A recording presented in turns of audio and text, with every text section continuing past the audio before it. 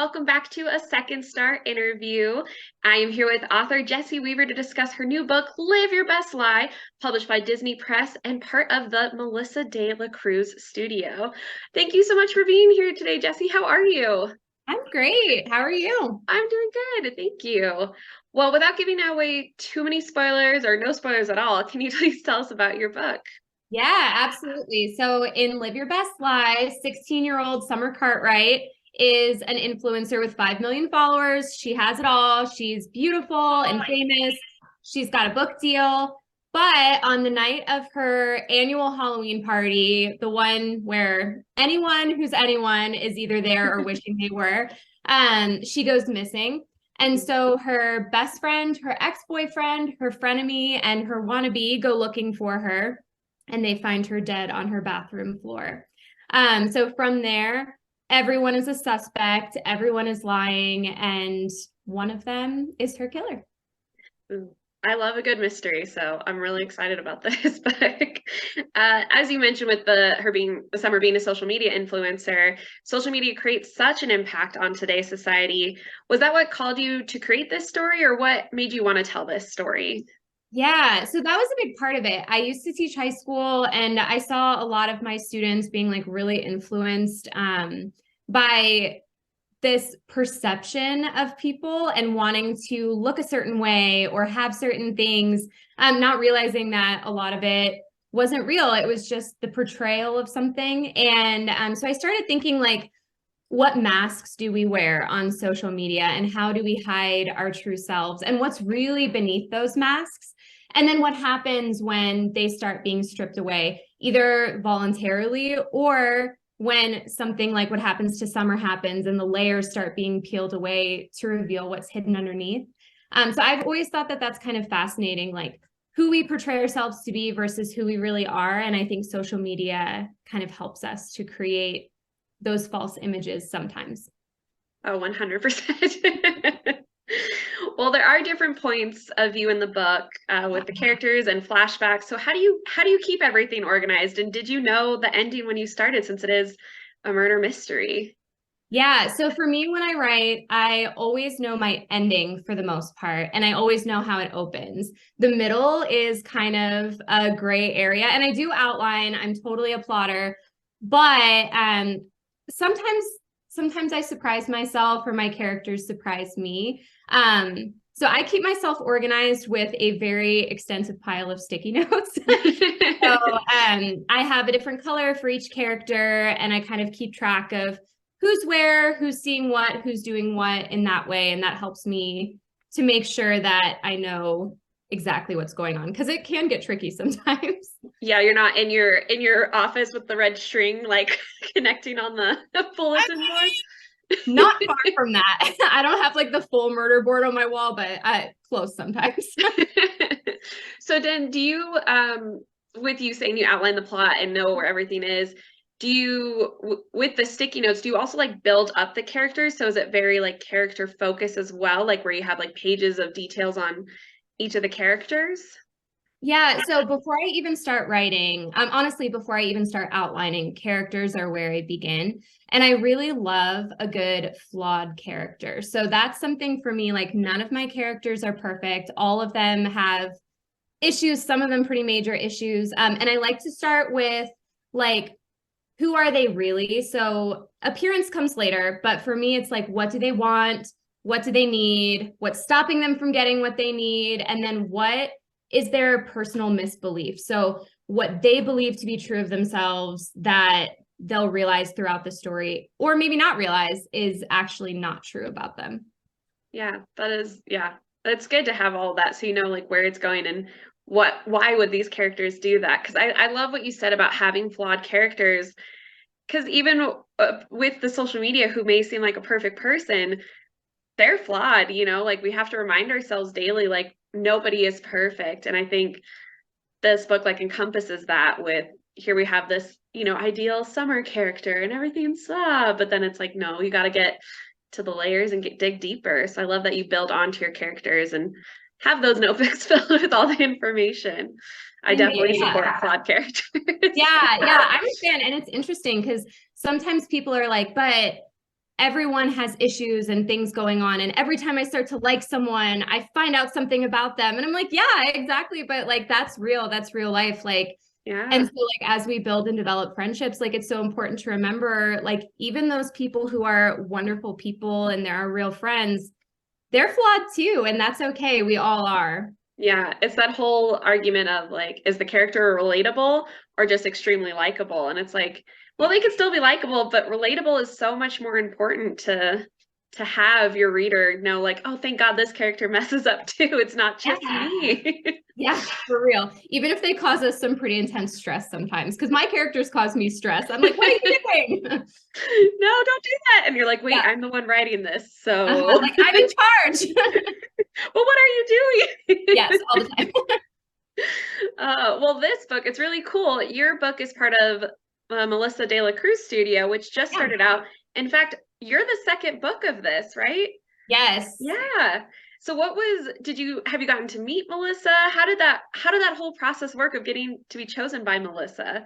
Yeah. So it's actually kind of a weird story and a little bit different than I think the normal path to publication. So I signed with an agent with a book that ended up not selling, but that book, we went out to a few editors, one of whom was at Disney.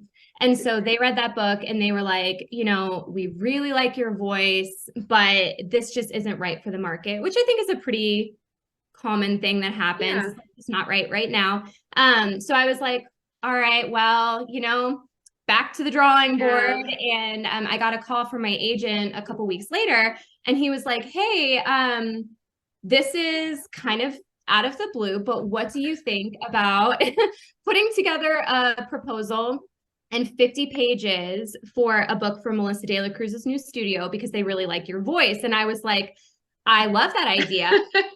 When do they need it? And he was like, in 2 weeks. And I was like, great, I'll do nothing else for the next 2 weeks. And so I sent off my proposal in 50 pages, and they got back to me a couple weeks later saying that they really liked it. They wanted to go with my story. And so I ended up signing a 2-book deal with them. So yeah, and it's been awesome. Melissa is so supportive, and she actually came to my book launch all the way from California, which was so nice. And yeah, so she's been great. That is amazing. I love when authors truly support other authors. I think that's so important. And I'll admit, I didn't know about the studio because it is fairly new. Yeah. I didn't know about it until your book, and I just like dug deep in it, and I was like, I need to find out everything about this because I think it's so amazing that there's that support. Yeah. Because it's when an author wants to support and like, hey, people know my name, let me use it to my advantage to help other people. And I think that's so cool. And I love that you had 2 weeks to do it and you pulled it off. It's maybe my like greatest feat of my life. Like, I don't even know how I did it. I was like, here we go. But yeah, it was so much fun, and working with the studio has been so much fun. They've been really supportive, and like I've gotten some cool opportunities from it. Like I got to go to Y'all Fest and do like an ice cream social there, and that was so fun. So it's been really great. So are you able to share with us the other book you're working on for the studio? Yeah, I'm allowed to share a little bit. Okay. So I don't have a title yet. We're still working on that. But it is not a direct sequel. It's a companion novel to Live Your Best Lie. So one of the minor characters in Live Your Best Lie is the protagonist. And basically this one's set in Colorado too, which I'm really excited about. But it's kind of like Knives Out meets The Shining. So I'm so excited. Oh my God, I'm excited. You just said 2 of my favorite things. Sweet. Me too. So it's set at like my own fictionalized version of the Stanley Hotel in Estes Park. And so my character comes to the hotel after 3 years away, and all of her summer best friends, who she grew up with, are all there, but something has happened to cause a major rift in her friend group. A crime was committed a year before, and it's completely destroying their group. And then this character, without giving too much away, because I don't want to say who it is, because it kind of gives away a little bit of book one, but basically she starts looking into this past crime because it's something that directly influences their friend group. And then someone else is murdered as well. So Ooh. I'm excited. Well, you definitely got my attention with The Shining the Knives Out, and I'm excited to read it. Thank you. Well, I'm having a great time writing it. On my third draft, and it's like really coming together on this draft. It's been fun. So are you yourself pulling a Stephen King and going to check into the Stanley to write some pages? Oh my gosh, no, I'm way too scared. I took the tour. And even on the tour, you know, they take you down into the tunnels and they Right. turn out all the lights and they're like, take pictures. Maybe ghosts will be in the background. And I was like, no, I can't even. You're like carrying a flashlight, like, I'm not going to take pictures. I'm not going to take pictures. Oh, I am like such a wimp. I'm like, absolutely not. Like, this is too scary. But writing it from the safety of my home, yes, I'm all about that. Well, maybe we'll just plan a Stanley tour once the book comes out and we'll just take pictures of the book. Yes, that would in be the so tunnels. fun. Well, to circle back to the social media and to end this awesome interview, as a former teacher and now as a writer of a social media book, what advice do you have for teens with social media? Like, what would you tell them to avoid or to do, or how to be truly themselves on social media, as hard as it is? Yeah. So one thing that I hope comes across in my book is that social media itself, I don't think is bad. I think it's a thing and things are neutral. You know, it doesn't have any morality to it. It's how we use it. So I think, you know, it's important, like teens are going to be on social media and it can be so much fun.